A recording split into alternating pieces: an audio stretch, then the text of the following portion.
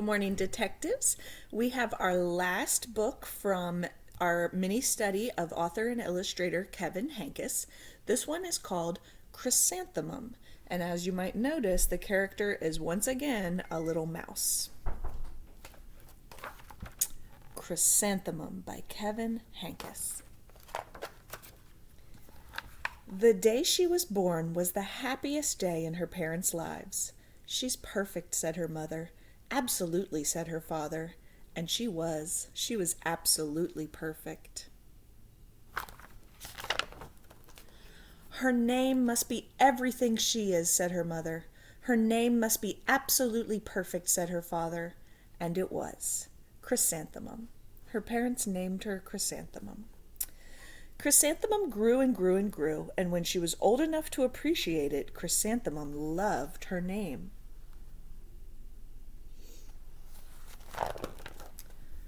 She loved the way it sounded when her mother woke her up.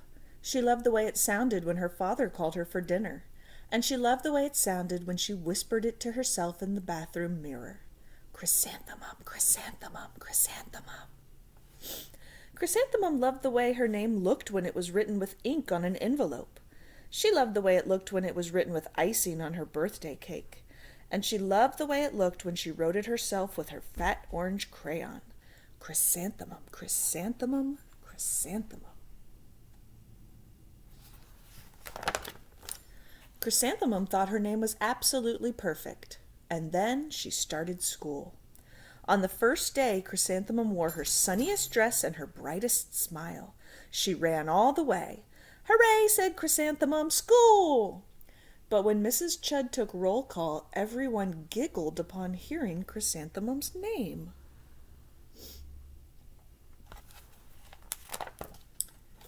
"It's so long," said Joe. "It scarcely fits on your name tag," said Rita, pointing. "I'm named after my grandmother," said Victoria. "You're named after a flower." Chrysanthemum wilted. She did not think her name was absolutely perfect. She thought it was absolutely dreadful. The rest of the day was not much better. During nap time, Victoria raised her hand and informed Mrs. Chudd that Chrysanthemum's name was spelled with 13 letters. "That's exactly half as many letters as there are in the entire alphabet," Victoria explained. "Thank you for sharing that with us, Victoria," said Mrs. Chudd. "Now put your head down."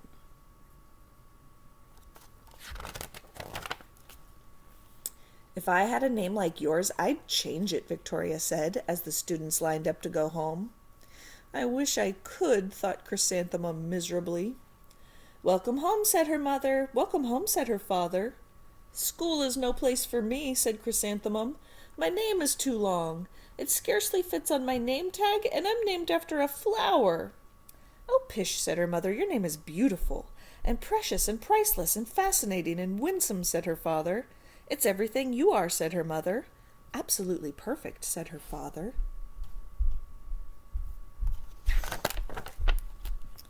Chrysanthemum felt much better after her favorite dinner, macaroni and cheese with ketchup, and an evening filled with hugs and kisses and parcheesi. Parcheesi is this game that they're playing. That night, Chrysanthemum dreamed that her name was Jane. It was an extremely pleasant dream. The next morning, Chrysanthemum wore her most comfortable jumper. She walked to school as slowly as she could. She dragged her feet in the dirt. "Chrysanthemum, chrysanthemum, chrysanthemum," she wrote. "She even looks like a flower," said Victoria as Chrysanthemum entered the playground. "Let's pick her," said Rita, pointing. "Let's smell her," said Joe. Chrysanthemum wilted. She did not think her name was absolutely perfect. She thought it was absolutely dreadful. So these other children in Chrysanthemum's class are really dipping her bucket. Her mom and dad are trying to fill her bucket, but then every day she comes to school and the other children just empty it out.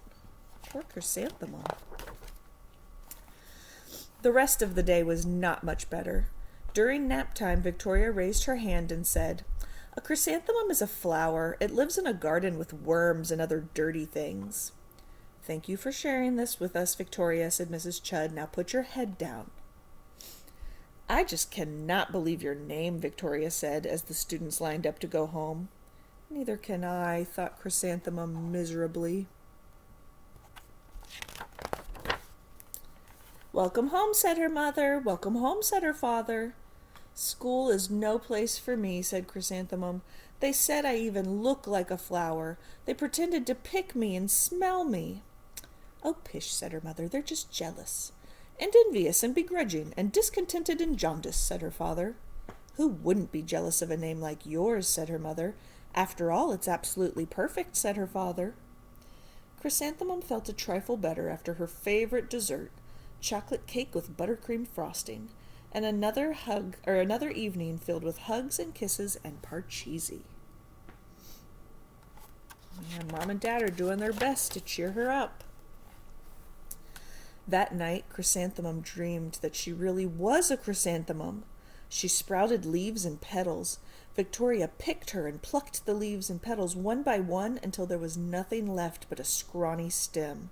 It was the worst nightmare of Chrysanthemum's life. Chrysanthemum wore her outfit with 7 pockets the next morning. She loaded the pockets with her most prized possessions and her good luck charms. Chrysanthemum took the longest route possible to school. She stopped and stared at each and every flower. Chrysanthemum, chrysanthemum, chrysanthemum, the flowers seemed to say. That morning, the students were introduced to Mrs. Twinkle, the music teacher. Her voice was like something out of a dream, as was everything else about her. The students were speechless. They thought Mrs. Twinkle was an indescribable wonder. They went out of their way to make a nice impression. Oh, they love their specials teachers just like you guys do. Mrs. Twinkle teaches music. Who teaches music at our school? Mr. Rogers? Mrs. Twinkle led the students in scales. Then she assigned roles for the class musicale. Victoria was chosen as the dainty fairy queen. Rita was chosen as the spiffy butterfly princess. Jo was chosen as the all-important pixie messenger, and Chrysanthemum was chosen as a daisy. Chrysanthemum's a daisy, chrysanthemum's a daisy, Jo, Rita, and Victoria chanted, thinking it was wildly funny. Chrysanthemum wilted. She did not think her name was absolutely perfect. She thought it was absolutely dreadful. What's so humorous? Asked Mrs. Twinkle. Humorous means funny.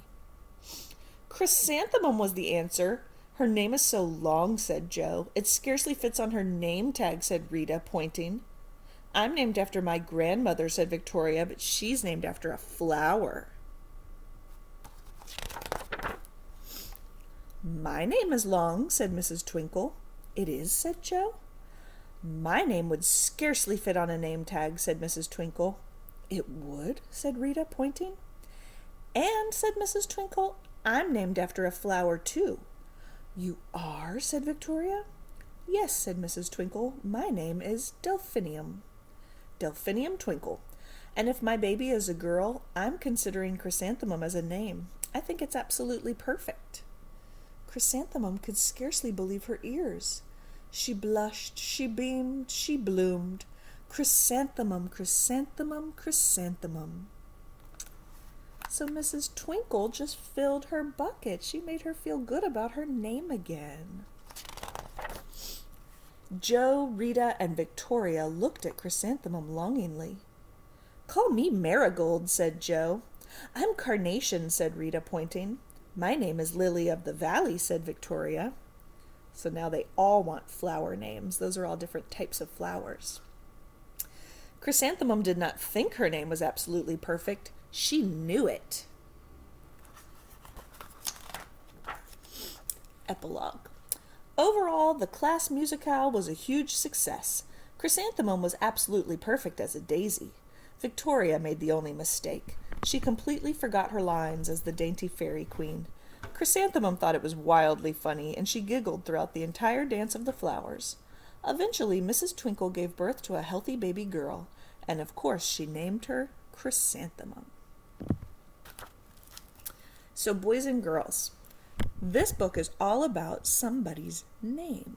So today, I want you to practice writing your name.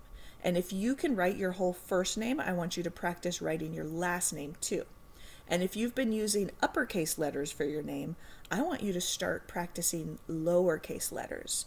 So when you write your name, you use an uppercase letter for the first letter, and then the rest of the letters are all lowercase. After you've practiced writing it in your best handwriting, take a picture and send it to me.